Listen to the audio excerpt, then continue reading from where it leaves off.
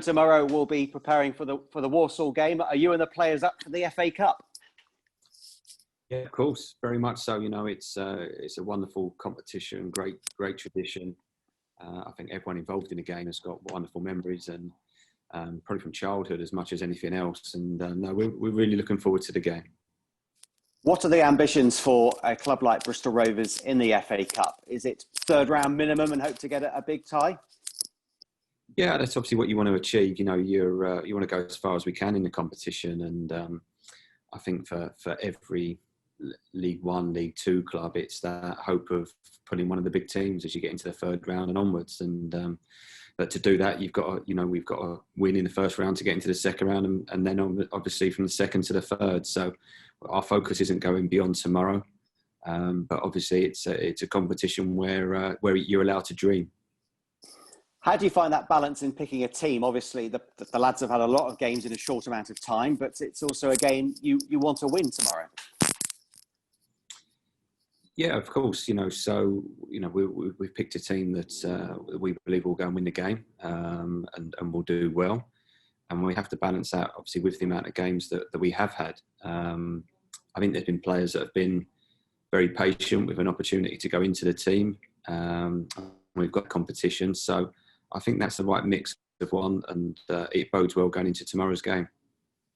If you speak to any Walsall fan, they'd be looking forward to facing Erin Ostuma. Of course, very popular there. Is he very much in your thoughts? And how has he settled in? And perhaps why hasn't he started yet for Bristol Rovers?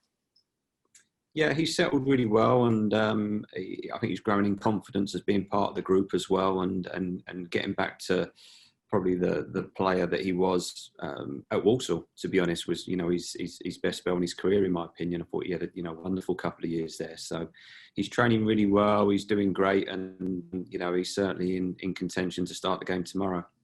And in terms of other team news, is everyone else fit from Tuesday night? Yeah, we've just got one that's not from Tuesday. Everyone else is fit and available, so we're still pretty good on that front. And in goal, you may or may not have been tempted to give Geordie an opportunity in goal, but with Anthony going on international duty, I guess he's going to get a chance at some point in the near future.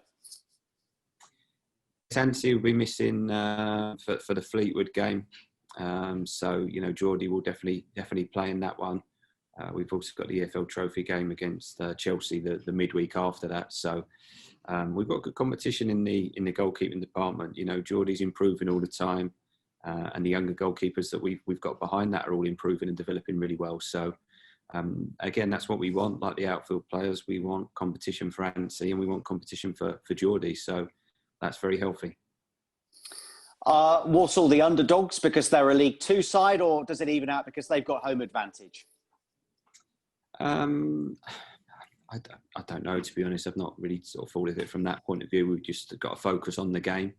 Obviously, we played them in the EFL Trophy, so we sort of had a little sight of each other. But I'm sure both teams will be different from that night tomorrow. So we're just focused on the game. They've only lost 1 in 16, so they're a strong side, well organised, very committed as a team, and got some really good players in there. So it certainly won't be a case of us underestimating them. We've prepared in as much detail as we have done for all the League One games, and we'll be looking to go there well and get into the next round. As soon as the tie was made, we thought, okay, it's a reunion with Darrell Clarke, but does some of the sparkle taken away because you've already faced him once this season?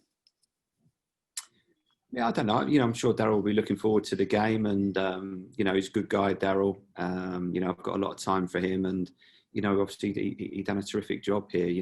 Coming from obviously the setback of dropping out the Football League and bouncing back with successive promotions. So he's held in high regard by the support here, and rightly so.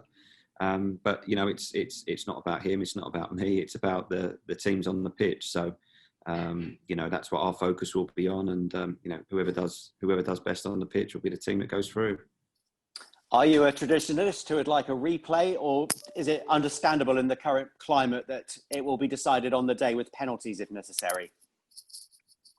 I think given the current climate, there was only that option, to be honest. I don't think anyone could deal with replays with the amount of fixtures that we've already had and a congested calendar. So I think it was just a case of common sense on that one this season. And once hopefully we get back to sort of a normal schedule, and I'm sure it will revert to replays once that is the case. Have the lads practice penalties just in case? We have, yeah, we always do. Whenever there's the event of penalties as a possibility, then we practice them, and we have a little bit of competition on it as well to make it realistic. And we did that this morning, and it went well. Who won? I won't tell you which team, but we had a team competition, and we also gave ratings out of 10 for each penalty. So there was 2 10 out of 10s, and a lot of other good scores. So no, it went well. Okay, Ben, we'll see you tomorrow. Thank you.